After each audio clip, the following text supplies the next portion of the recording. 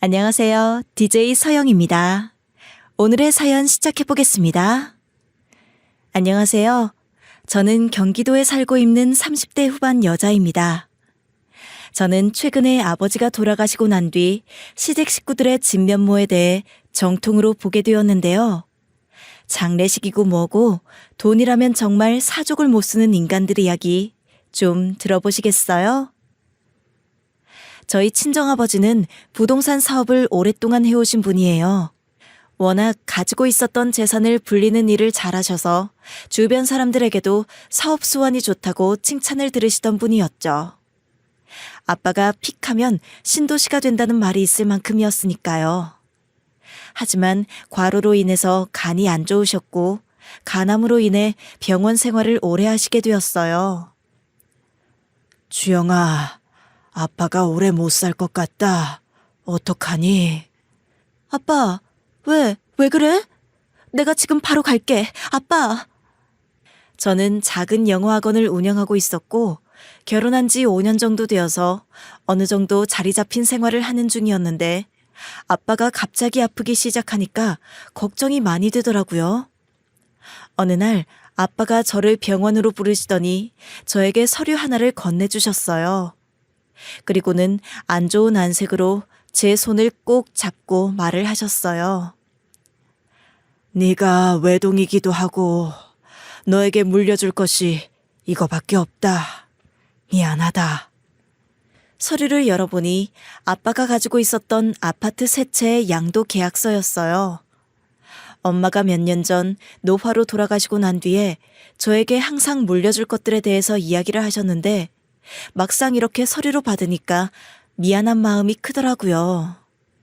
아빠가 없는 생활을 생각도 안 해봤는데 이런 일이 현실로 다가온다는 것이 말이 안 되는 것 같았죠. 아빠, 나는 아빠한테 해준 게 없는데 왜 이런 걸 다 줘? 아무 소리 말고 이거 가지고 아이 잘 키우고 살아. 아빠가 없으면 네 울타리도 없어지잖아. 아빠, 오래 살아줘, 응? 그게 나한테는 힘이야.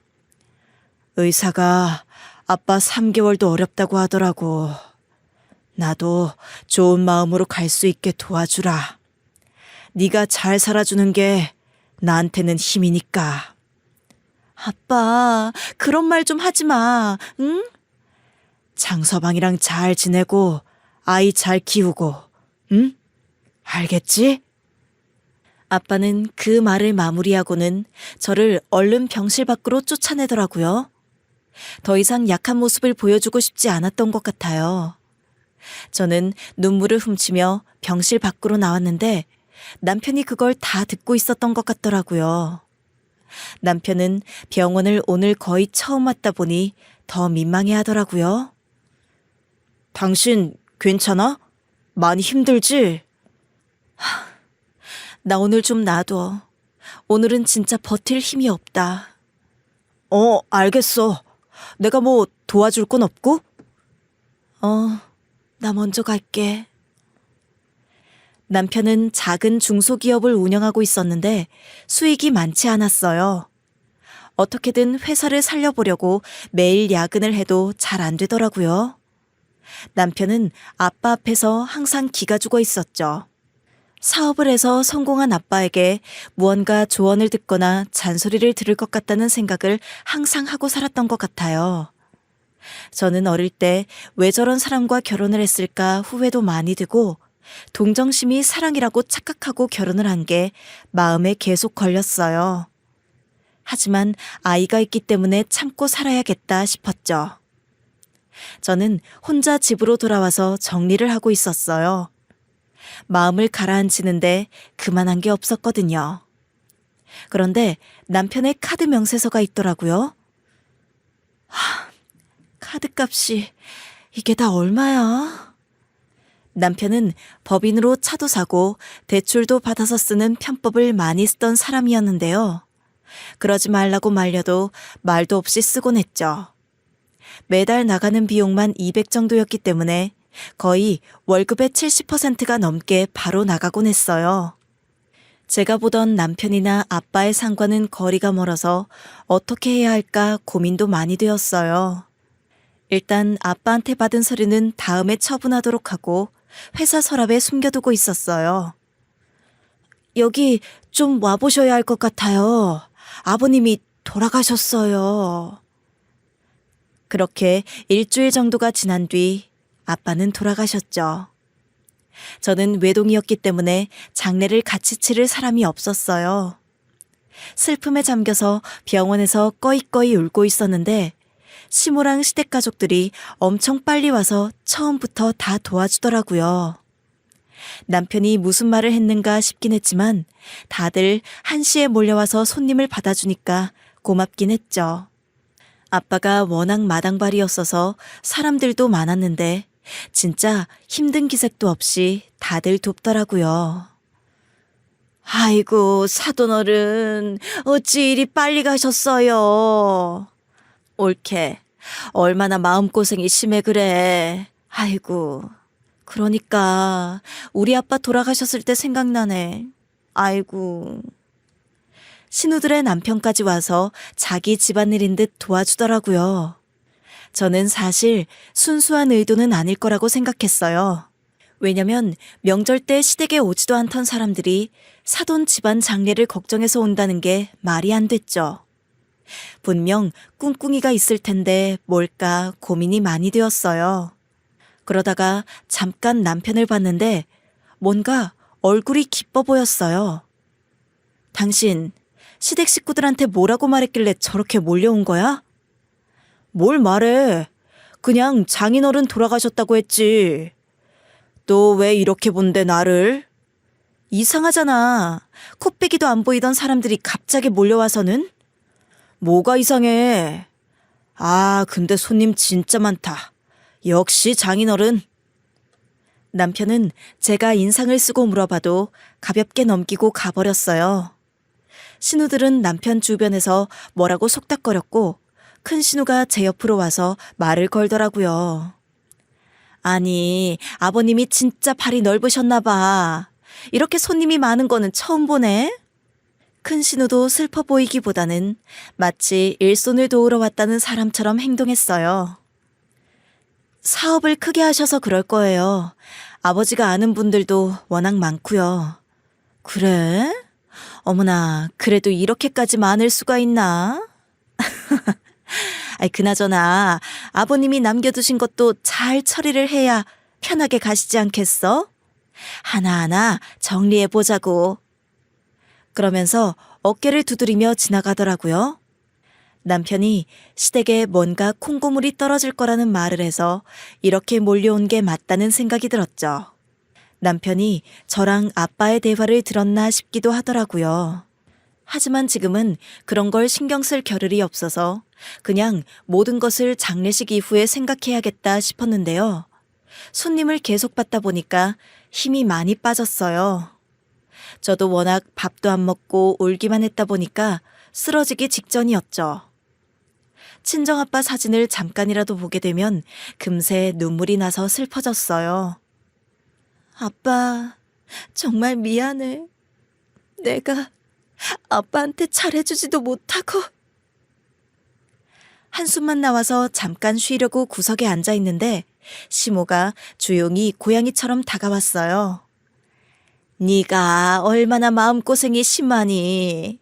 가족이라곤 이제 우리뿐이네. 아이고 참. 원래 같았으면 손도 안 대던 사람이 저를 쓰다듬어 주더라고요. 저는 이럴 사람이 아니라는 생각에 왜 그러시냐 했더니 갑자기 종이를 꺼냈어요. 그때쯤 신우들도 다 곁으로 오더니 저를 보고 있었죠. 시모는 저리 가라고 하면서 저를 더 구석으로 몰더니 이야기를 했어요. 내가 고민을 해봤는디 네가 그 집을 다 가지고 있어서 뭐 할 것이냐. 처분도 어려울 것인데. 내가 주인은 다 정해봤다. 우리가 같이 잘 살아야지. 너만 그거 가지고 있는다고 해서 사돈 어른이 기뻐하실 것 같지도 않다. 이렇게 말하면서 저에게 꾸깃꾸깃한 종이를 넘기더라고요. 대충 아파트 양도를 하겠다는 서류였고 시모와 신우들 이름이 다 적혀 있었어요. 저는 어이가 없어서 이거 주려고 장례식에 이렇게 몰려온 건가 싶기도 했죠. 어이가 없어서 종이만 뚫어져라 보고 있는데 제 어깨를 툭툭 치면서 이야기했어요. 생각 좀 해보고 장례 마치고 이야기 다시 찬찬히 하자. 이야기할 것이 뭐가 있나 싶어서 종이를 보지도 않고 접어뒀어요. 장례식에 와서 이런 돈 이야기를 하고 싶다 싶었죠. 참 얼굴도 두껍다 싶기도 하고 서류에 도장을 찍은 것도 아니고 내가 응하지 않으면 뭐 별일 없을 이야기라서 그냥 무시하기로 했어요. 그때 남편이 제 쪽으로 오더라고요. 그러면서 연신 웃고 있었어요. 저는 배알이 꼴려서 그걸 보고 있을 수가 없어서 물어봤죠. 뭐가 그렇게 싱글벙글이니? 재밌니? 에이, 그래도 장인어른 보내드리는데 웃으면서 하면 좋잖아. 왜 그래? 나는 눈물만 나는데 사위 너는 역시 남이구나. 뭔 또 남이야. 그래, 장인어른 아파트는 어떻게 하기로? 뭐? 아파트? 무슨 아파트?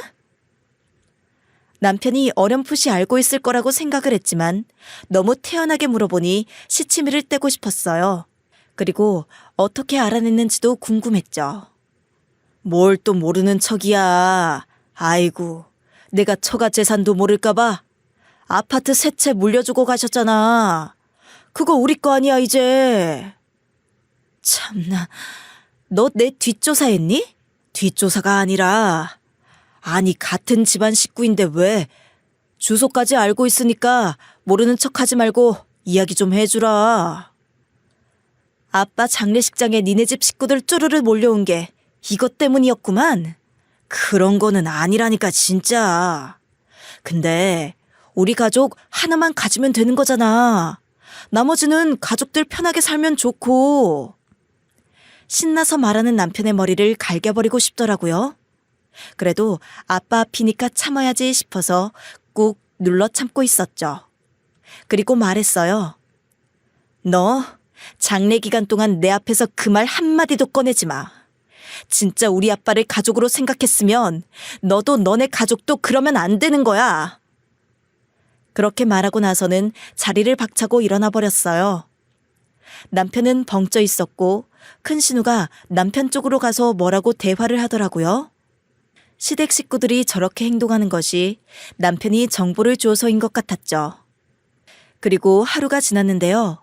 밤에는 문상객이 오지 않으니 좀 자려고 들어가 있었더니 큰 신우가 다가오더라고요.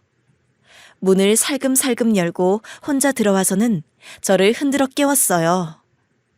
옳게, 옳게, 잠깐만 이야기하자. 일어나고 싶지도 않고 대화도 안 하고 싶었지만 안 일어나면 안 갈 것 같아서 퉁명스럽게 말했죠. 이 밤중에 왜 그러셔요? 뭐 하실 말씀 있으세요? 아니, 그게 아니고 뭐 심각한 건 아닌데 아까 엄마가 했던 말은 무시하고 이렇게 해주면 좋겠어. 아니, 조의금 봉투에다가 뭘 적어왔더라고요. 저는 너무 어이가 없고 이렇게 경우 없는 집안은 또 처음이라 이게 이 사람들 본색인가 싶었어요. 뭐냐는 식으로 큰 신우를 보고 있으니까 열어보라고 하더라고요. 짜증나지만 꾹꾹 참아가면서 종이를 펴보니까 누가 어떤 아파트를 가져야 하는지 시모가 줬던 거랑 순서가 달라져 있는 거였어요. 알고 보니까 서울에 있는 아파트 하나를 가지려고 자기들끼리 싸우려는 거였어요. 나머지 2개는 경기도에 있는 건데 하나만 서울 노른자 땅에 있는 거거든요. 그러면서 이렇게 말하더라고요. 참나, 엄마는 믿으면 안 돼. 엄마는 애초에 돈 관리를 못해. 진짜로. 빚이 어마어마해. 내가 아는 것만 해도 2억 정도일걸? 손가락으로 크게 2개를 펼쳐서 제 눈앞에 보이고서는 고개를 절레절레 저었어요. 그러면서 엄청 욕을 하기 시작하는 거예요. 젊었을 때부터 자기네 집을 망하게 한 게 사실 엄마였다면서 도박을 하기도 했었다고 막 이야기를 했어요. 엄마한테 좋은 집 넘겼다가 진짜 큰일 난다. 내가 가족이니까 이렇게까지 말해주는 거야. 다 같이 잘 살아야 하잖아. 내가 봤을 때 엄마는 절대 노, 절대 아니야.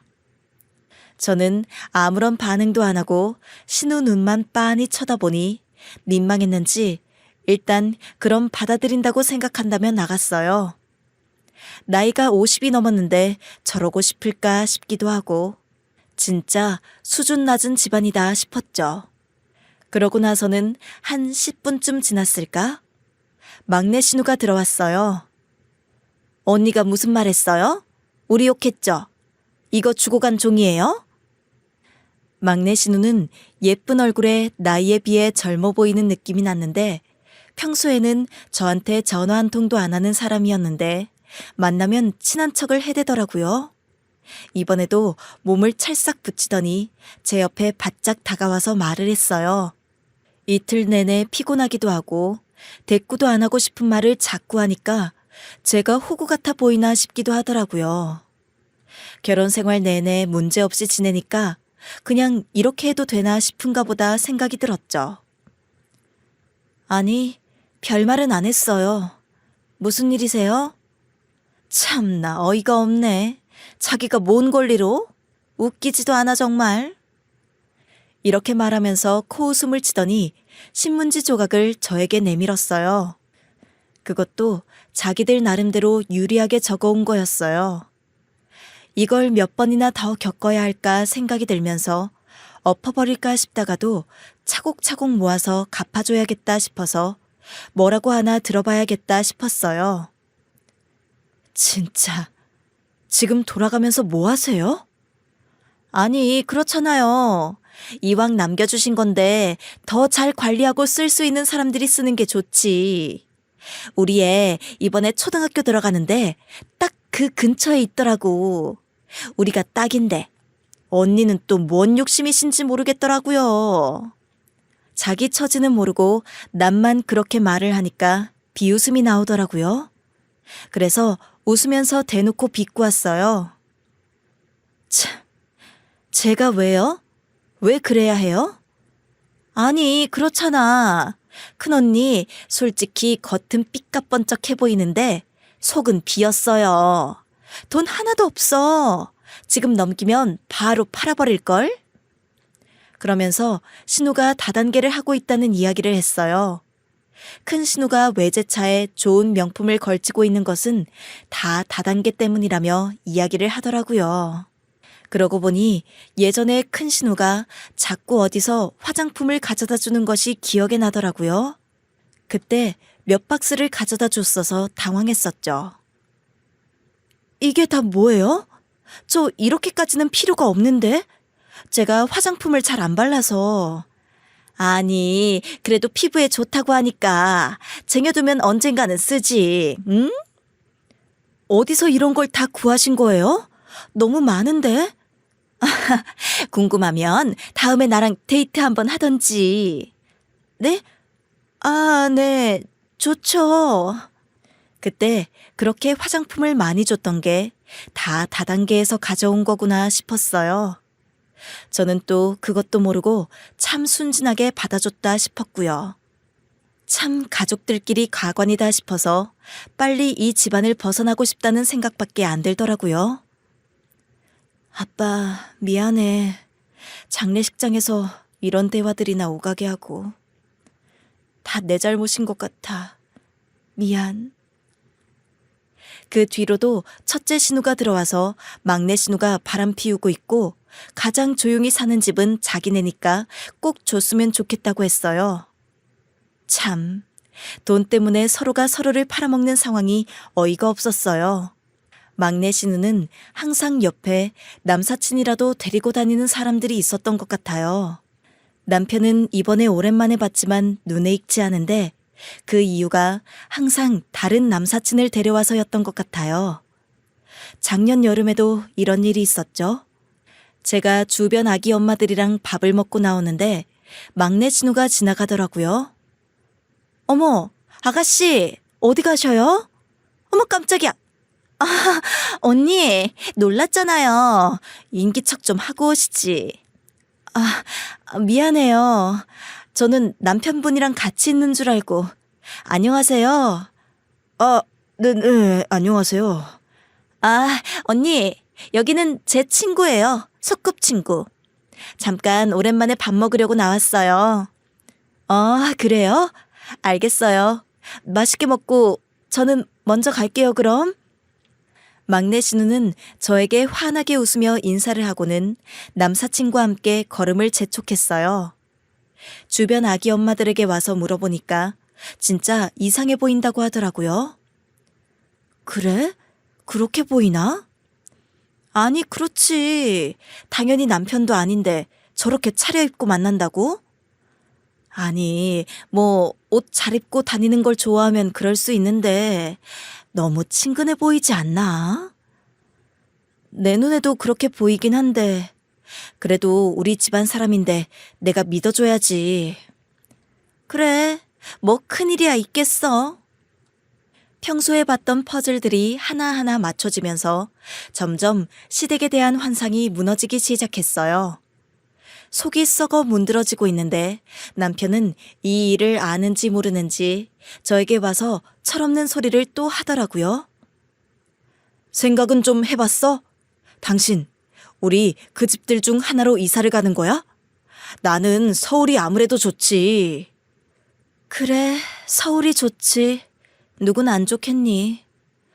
내가 좋은 곳으로 한번 골라볼게. 우리가 서울 아파트에서 살게 될 줄 누가 알았겠어?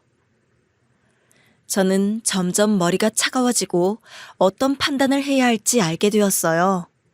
시댁 식구들을 한꺼번에 무너뜨릴 방법이 무엇이 있을까만 고민하게 되었던 것 같아요. 남편은 장례식이 끝나자마자 여행을 가자니 어쩌자니 이야기가 많았지만 저는 아빠 유품을 혼자 정리하겠다고 하면서 떠나버렸어요. 그리고 2주일 동안 혼자만의 시간을 가졌죠. 저는 빨리 이 가족 관계를 정리해야겠다는 생각이 들었어요. 주변 친하던 아기 엄마들도 다 하나같이 빨리 탈출해야 한다고 하더라고요. 아니 근데 시댁 식구들이 너무 철이 없다. 어떻게 장례식장에서 그런 일을 해요? 제 말이 그 말이에요. 정말 속이 터져서 나원. 어떻게 식구한테 그럴 수가 있냐고요.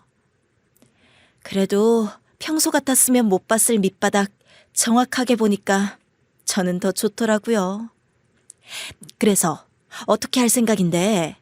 나는 그냥 빨리 탈출했으면 좋겠는데. 저도 그럴 생각이에요. 근데 아이까지 있는데 쉽게 정리를 할 수는 없고요. 준비를 다 해서 가려고요. 그래요. 그래도 한번 마음먹으면 하시는 분이니까.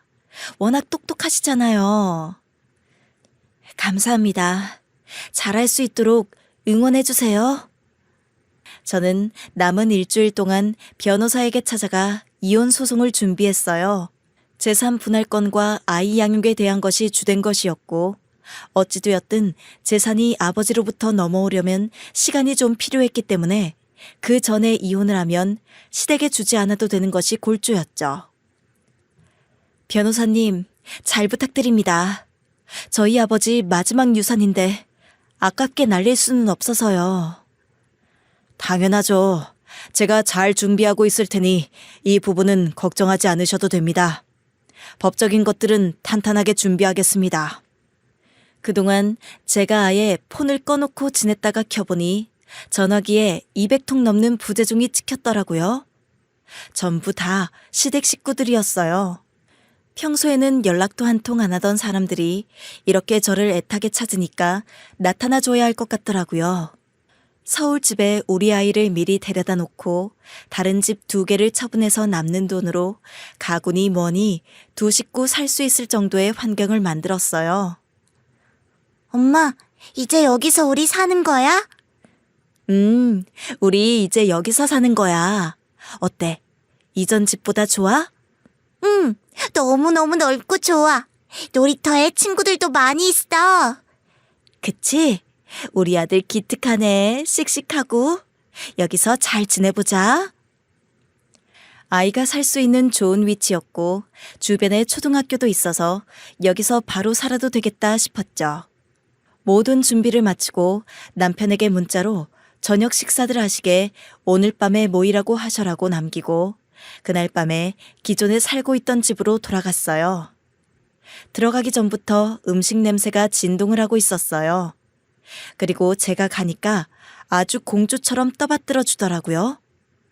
평소 같았으면 왜 이렇게 전화를 안 받냐고 난리를 쳤을 텐데 지금은 그런 화도 전혀 내지 않고 무슨 일이 있었느냐고만 이야기를 했어요. 상을 보니 다리가 부러질 정도였어요.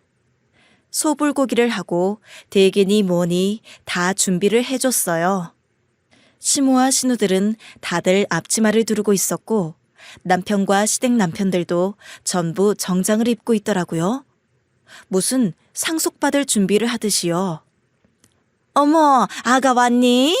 2주일 동안 정말 걱정했다고. 얼굴 헬쓱해진 거 봐라. 참, 유품은 잘 정리했어? 예, 생각 정리도 좀 할 것도 있고 해서 천천히 하고 왔어요. 연락 못 드려서 죄송해요. 뭐가 죄송해. 그럴 수도 있지. 우리도 아빠 돌아가셨을 때 얼마나 그랬다고. 그때는 누가 돈 하나 챙겨주는 사람이 없었는데. 그치? 진짜 그만 좀 해. 아, 언니, 여기 앉아요. 요리 다 됐어요. 자리에 앉았더니 다들 제 얼굴만 보고 있더라고요. 마치 언제 발표를 하냐는 시기였죠. 다들 제멋대로 자신들에게 유리한 결정을 해줄 것이라고 믿는 눈치였어요. 그래, 그래서 생각 정리는 어떻게 마무리가 되었다니? 아, 뭐 딱 떨어진 건 아니었는데요. 그래도 뭔가 가닥이 나왔을 거 아니야. 다들 숨죽이고 저를 쳐다보니까 얼굴이 따가울 정도여서 너무 웃겼죠. 왜 그렇게 저를 보시나요, 다들? 아, 이것 때문이신가요? 그렇게 말을 하면서 주머니에서 종이를 꺼냈어요. 시댁 식구들이 적어준 종이 3장이었죠. 예상과는 다른 전개가 흘러가는 것 같아서 저거는 뭐니? 하나는 내가 준 건데 나머지 2개는 뭐지? 라며 딸들을 노려보더라고요. 시모의 눈에서 거의 레이저가 나올 듯 싶었어요. 시모도 성격이 장난 아니거든요. 보통 아줌마들하고 싸우면 거의 다른 사람들이 뼈도 못 추릴 만큼 기세가 등등한데 요즘에는 저 때문에 길을 꺾고 사는 것 같았어요. 신우들이 드센 이유도 비슷한 성격을 닮아서예요. 아니 왜? 우리가 뭐 엄마가 정해주는 대로만 해야 하나? 옳게 생각이 있을 수도 있지. 언니도 참 뻔뻔하다. 언니는 집에서 도움받은 것도 많으면서 뭘 욕심을 내. 그리고 엄마, 우리가 다 키웠는데 뭐가 또 받고 싶어? 우리 좀 살자. 우리 애기 좀 좋은 초등학교 보내고. 서로 자기가 더 좋은 쪽을 만들려고 설전을 하더라고요. 제가 보기에는 다 독인 객인이었어요. 이 와중에 남편은 누가 더 잘하나 구경이라도 하는 듯 재미있게 보고 있었죠. 언성이 점점 높아지면서 네가 뭘 아느냐는 식의 대화가 오갈 때 제가 더는 못 들어주겠어서 말을 멈추고 이어나갔어요. 제가 말 좀 해도 될까요? 너무 시끄러워가지고. 그래 아가, 네가 말을 해봐라. 누가 가장 받을 만한 사람인지 네가 더 잘 알 거 아냐. 출가 외인이라고. 사실 딸들은 집안 식구는 아닌데 참 시끄럽다, 그치? 그래서 저는 웃으면서 시댁도 도장 한 방이면 남남인데요 하고 말을 이어갔죠. 제가 굉장히 여러 이야기를 들었어요. 그리고 누가 이걸 가져갈 수 있을지도 고민을 많이 했죠. 너무 어려웠어요. 그래서 가장 연장자이신 어머니부터 생각을 좀 해봤는데요. 다들 시모 쪽을 받고 눈이 반짝반짝한 채로 저를 보고 있었죠.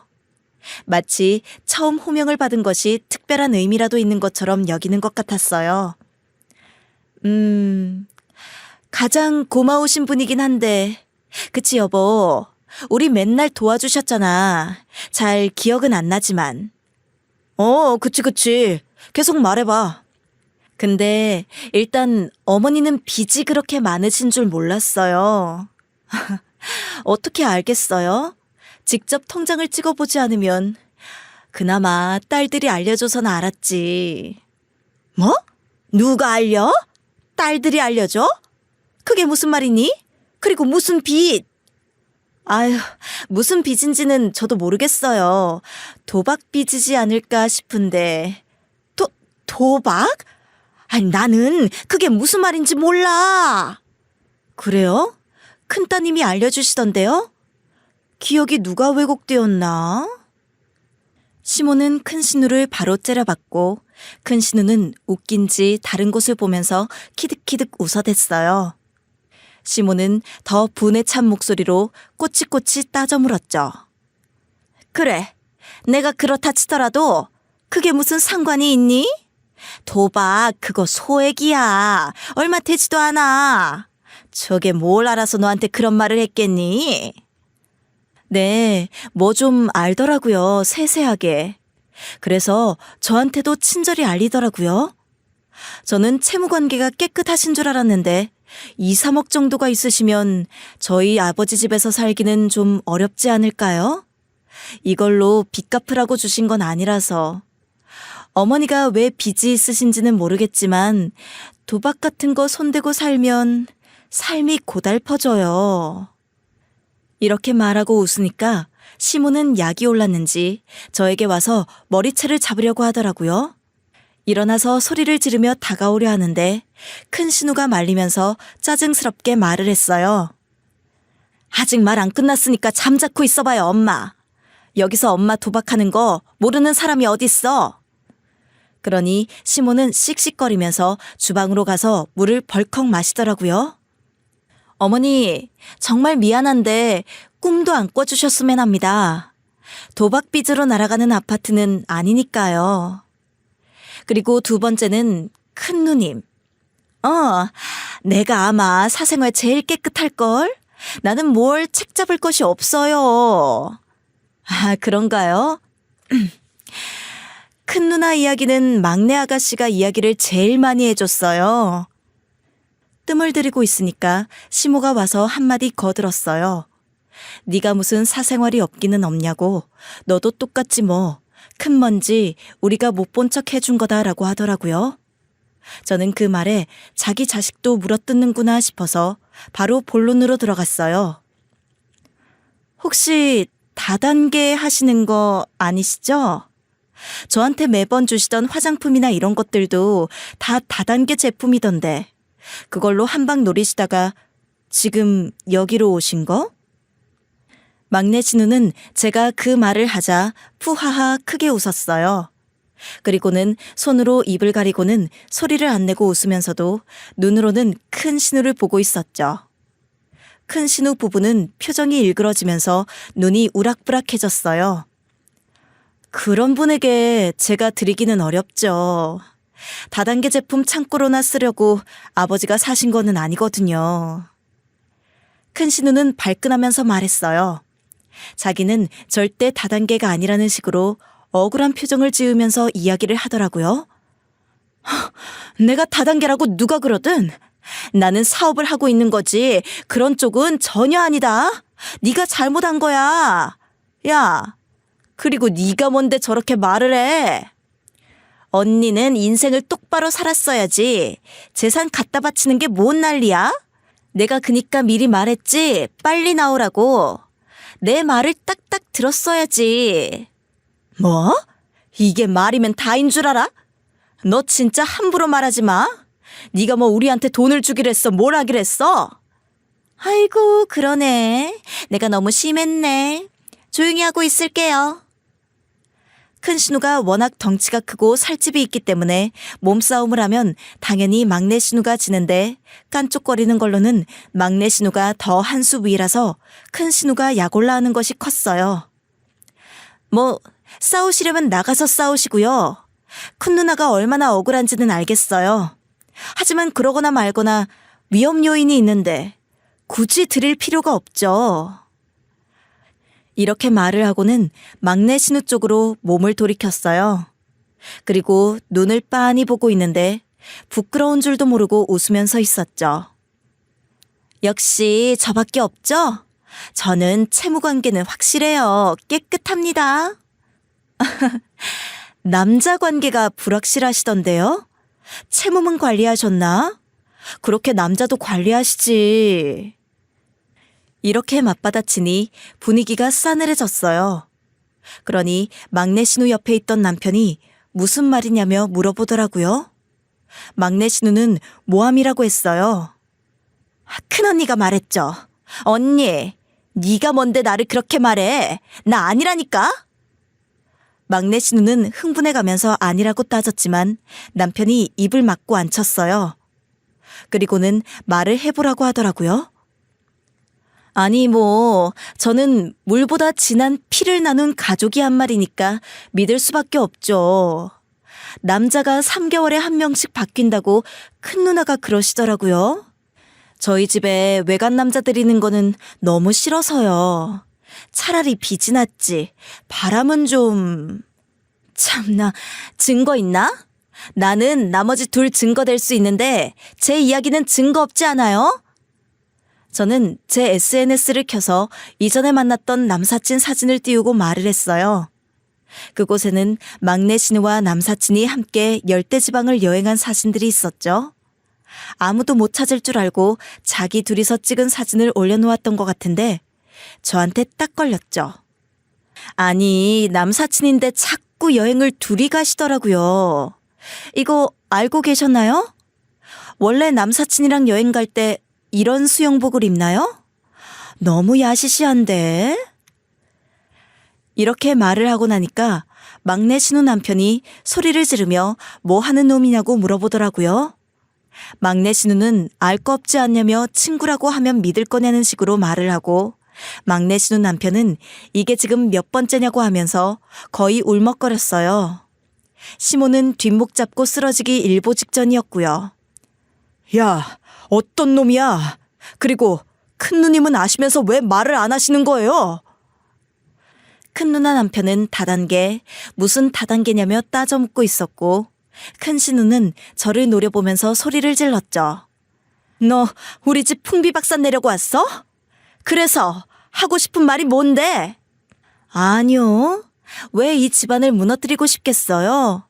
하늘 같은 시댁인데. 저는 그냥 제 입장을 전한 거고요. 들은 바 거절해야 하는 이유를 나열하다가 나온 이야기라서. 근데 이 모든 게 저한테 정확한 증거는 없으니까 믿거나 말거나죠. 저는 모릅니다. 그리고 이거는 제 마지막 의사 표현이고요. 이렇게 말하고서는 가방에 넣어둔 서류 뭉치를 꺼내서 남편 앞에 던졌어요. 그리고는 이혼하자고 던졌죠. 시댁 식구들은 계속 싸우다가 제 말을 듣고는 잠시 멈췄고 남편은 어리둥절한 표정으로 앉아 있었어요. 이 집 누구도 저한테 권리를 주장할 수 있는 사람은 없어요. 이제 가족도 아니고 남남인데요, 뭘? 그리고 너도 좀 찌질한 줄 알아라. 처갓집 재산이나 알아보고 다니는 인간 질린다 진짜. 뭐? 너 말 다 했어? 나 없이 네가 어떻게 살려고? 네 없으면 더 잘 살지 뭐가 문제냐? 이제 그만하자. 남편이 저를 깔보듯이 자기 없으면 살 수 있을 것 같냐고 하던데 저는 누구보다 잘 살 것 같았어요. 그래서 웃으면서 하고 싶은 말을 다 쏟아내기 시작했죠. 너 우리 아빠 돌아가셨을 때 슬퍼하긴 했니? 돈 생각에 아주 아무것도 안 보였지? 시댁 식구들이 사리분별 못해서 돈돈거려도 너는 안 그랬어야지. 네가 나서고 그러고 있으면 되니? 아주 저런 모질이를 어디서 내가. 무슨 기대를 품고 살았을까 그동안. 내가 다 기특할 지경이야.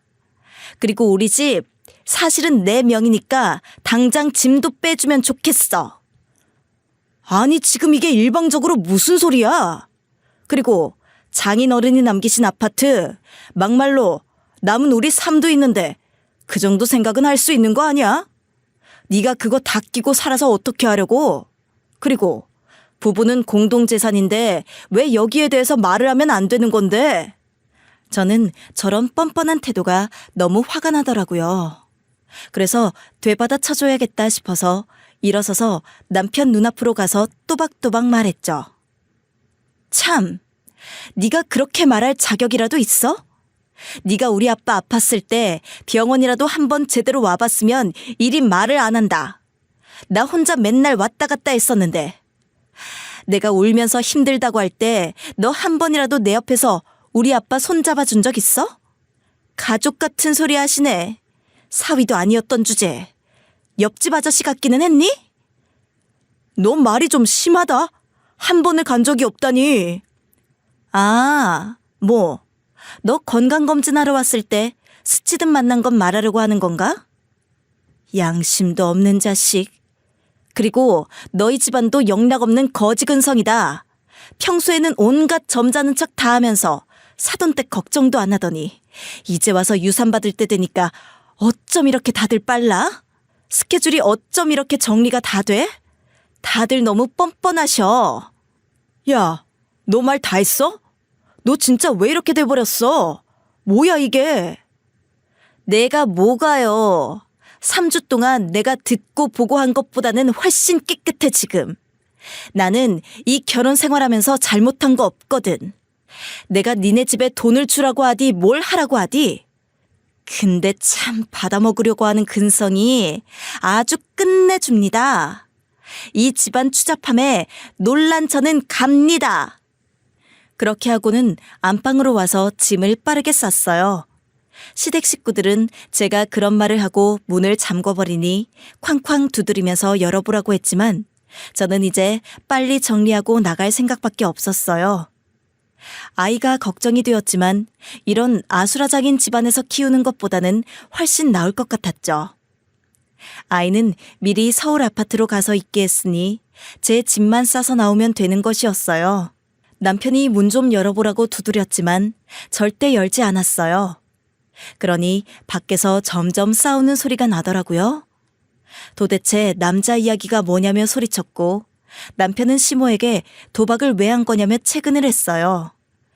시모는 제 욕을 계속하고 다단계에 빠진 첫째 신우는 다단계가 아니라고 해명하고 있었어요. 저는 이 모든 소굴에서 나가기 위해 짐을 싸서 나왔고 거실로 가자 저를 빤히 보더라고요. 참 자승자박이네요. 아, 참고로 욕심내시던 아파트들은 이미 다 팔아버렸어요. 그러니까 욕심은 그냥 욕심으로 두시고 알아서 잘 사셔요. 공짜 좋아하면 머리 빠집니다. 머리 지금 곧 쥐어뜯을 것 같은데. 네가 남편 없이 어떻게 살려고? 세상 천지 외동인 네가 마음 붙일 곳도 없고 어떻게 살려고? 팔정을 끼고서는 현관문 앞에서 말을 하더라고요. 그래서 참을 수가 없어서 남편에게 가서 따귀를 한 대 갈겼어요. 자꾸 가족이 없다, 남아있는 끈이 없다 이런 말이 나오는 이유가 남편이 저를 그렇게 보고 있는 것 같아서였죠. 너는 이런 가족들이 있어서 좋겠다. 돈이면 서로를 물고 뜯는 가족들이 좋니? 너랑 나의 차이가 이 정도라서 헤어지는 거야. 그리고 네가 알아서 이런 사람들 잘 단도리를 했었어야지. 집은 일주일 안에 팔 거니까 그렇게 알고 앞가림이나 좀 잘하고 살자. 연락하지 말고, 어? 남편은 시모에게 도대체 그런 말은 왜 하냐고 했고 신우들은 저에게 달려들려고 했지만 남편들이 제지를 했죠.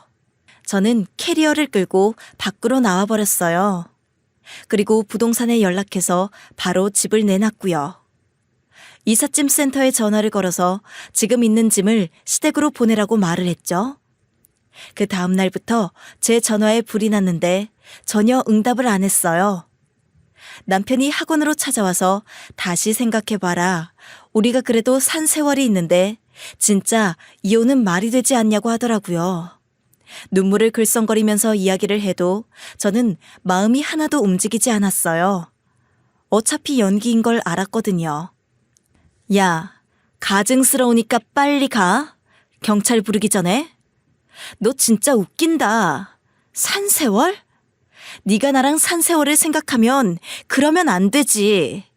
재산을 탐내도록 정보를 흘리고 내 뒷조사를 해? 네가 나를 돈으로 봤다는 것 말고 뭐가 더 있니? 정말 오해야. 그건 엄마랑 누나 동생이 계속 네 재산을 물어보니까 그래서 그렇게 알아봤던 거라고. 그러면 오히려 더 싫은데? 시댁에 휘둘리는 남편 얼마나 별로야? 나는 너 때문에 수십 년간 감옥같이 살 뻔한 거에서 그나마 살아낼 수 있었어. 고맙다, 야. 그리고 빨리 꺼져. 한 번만 더 생각해줘, 어? 저는 학원 부엌에서 물과 소금을 가져와서 남편에게 뿌려버렸어요. 그리고 남편 회사에 전화를 해서 직원들에게 빨리 대표 데려가라고 말했죠. 남편은 너무 창피했는지 도망가 버리더라고요. 그리고 학원도 정리하고 내놨죠. 이제 더 이상 남편과 연을 이어가고 싶지 않았어요. 아니, 근데 남편은 빈털터리가 될 걸 알면서 그런 일을 한 건가? 이 일을 알게 되면 기분 나빠할 걸 알면서? 몰랐을 거예요. 거기까지 술을 쓰는 사람도 아니고 그냥 하라고 하니까 했던 거였을 텐데 저한테 이렇게 역풍 맞을 줄 몰랐겠죠. 그래, 다행이야 그래도. 그거 아파트 뺏겼으면 어쩔 뻔했어. 그리고 내가 어제 길을 가는데 아주 난리가 났더라니까. 이야기를 들어보니 이후에도 남편과 시모, 가족들끼리 싸운 것 같았어요. 남편 회사 근처에서 남편을 봤다고 하는데 신우들과 길에서 다투고 있었다고 하더라고요. 아마 치고받고 한 것 같아요. 고작 돈 때문에 서로를 그렇게 대하다니 정말 알만한 집안이다 싶었어요. 그래서 사람들이 아주 사진 찍고 영상 찍고 난리도 아니었어. 시어머니 같은 사람이 늦게 달려와서는 너네들 왜 그러냐고 하고 있고. 참 한심하네요. 아이가 그런 집에서 살았으면 큰일이 날 뻔했는데. 천만다행이라고 생각이 들었어요. 미리 변호사와 대화를 해놓은 탓에 이혼은 순탄하게 잘 이뤄졌고 우리가 가지고 있던 집도 빠르게 처분이 되었죠. 처음에 남편은 인정할 수 없다고 하다가 자기 사업체에서 돈을 가져다 쓴 것까지 싹 다 불어버리고 망하게 한다고 하니까 그제야 순순히 이혼을 했어요. 너 내가 한두 개 가지고 있는 줄 알아? 회사 명의로 대출받은 거 모를 줄 아냐고. 진흙탕 싸움하기 싫으면 조용히 물러나라. 남편도 돈 관리를 잘 못하는 스타일이다 보니 약점이 있었거든요. 팩트로 이야기를 하니까 더 많은 손해가 날 것 같다고 생각했는지 바로 수긍하더라고요. 그리고 듣자 하니 동네에 이미 소문이 다 났더라고요. 며느리가 도망간 집이라고 해서 풍비박산 난 것들이 동네 전체 사람들이 알고 있었고 첫째 신우랑 둘째 신우도 이혼 소송 중이라고 했고요. 저희 학원에 있는 학부모들 중 신우와 알고 있던 사이들이 있어서 들었는데 남편들 돈을 가져다가 쓰면서 자기 생활을 이어간 정황도 있어서 그것까지 지금 시달리고 있나 봐요. 그니까 그 집이 원래 채무관계가 안 좋다고 소문이 난 집이더만. 모르고 산 게 신기할 정도라니까. 그리고 지금은 뿔뿔이 와야 돼서 아마 다들 각자 살고 있을 거요. 시모는 그 이후로 자식들과 연을 끊었고 같이 살 수 있는 자식이 없어서 쓸쓸히 고향에 내려갔다고 하고요. 첫째 신우는 진짜로 다단계를 하면서 빚을 많이 져서 이혼을 하고 나면 파산 신청을 해야 한다고 했어요. 그러면서도 차는 절대 못 판다고 하며 고집을 부리고 있나 봐요. 작은 신우는 상간 소송에 걸려서 지금 하고 있는데 알고 보니까 글쎄 아이 유치원 차량 기사랑 바람이 난 거였대요. 남편도 알고 있는 사람이었어서 더 충격이 컸고 빨리 이혼을 하려고 서두르는 눈치였어요.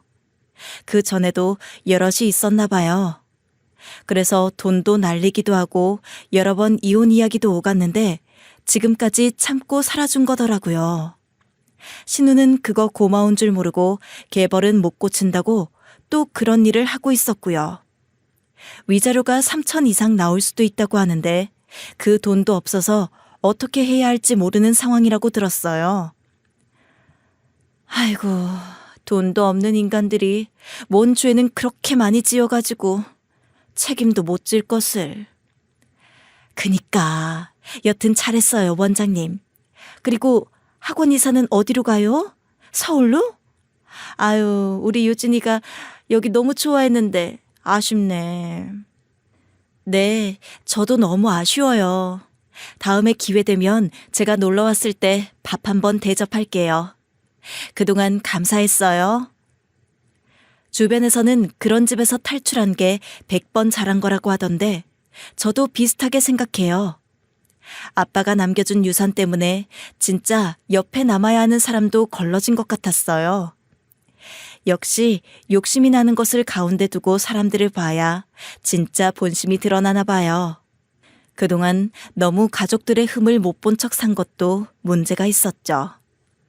저는 서울로 이사를 와서 아들과 잘 살고 있어요. 아들은 이전 집보다 훨씬 좋은 집에서 사니까 이도 기분이 좋아 보이고 새로운 곳에서 새로운 친구들과 함께 지내니까 정서적으로도 더 건강해지는 것 같았어요. 저는 이제 세상에 저랑 아들밖에 없으니까 잘 키워보려고 합니다. 엄마, 오늘 친구들 많이 만났어. 여기 친구들 짱 좋아. 그래, 다행이네. 오늘 저녁 뭐 먹고 싶어? 나 치킨. 그래, 치킨 먹자. 가자. 아들은 아빠가 생각이 나지 않을 정도로 만족스러운 삶을 보내고 있답니다. 제가 그때 잘 끊어내지 않았더라면 더 없었을 행운이었을 거예요. 가족이라는 것은 서로 물어뜯는 게 아니라 서로 위해주고 아껴주는 게 진짜라고 생각해요. 돈을 위해서 흠집을 내기 시작하면 더 이상은 같이 살 필요가 없죠. 아수라장이 따로 없었는데 그래도 처리를 빨리 해서 좋았어요. 저도 초등학교 근처에 영어 학원을 새로 차려서 새 출발을 준비 중이에요. 여러분도 재산 관련된 문제에는 단호하게 대처해 보시고 가족이라고 다 믿지 마세요.